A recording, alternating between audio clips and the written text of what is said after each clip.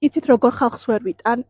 აი ძალიან წყნარებს, ძალიან მშვიდებს, როდესაც არასდროს არ გამოხატავენ ემოციებს. და სხვაებიც რომ ხარს უბამენ, აი როგორი წყნარი ადამიანია, როგორი მშვიდი ადამიანია, ეს არ არის აქები თვისება. და გეტყვით ახლა რატომაც. წყნარი და მშვიდი ადამიანი არასდროს არ გამოხატავს ემოციას, ვერასდროს ვერ გაიგებ მის პიროვნულ მახასიათებელს.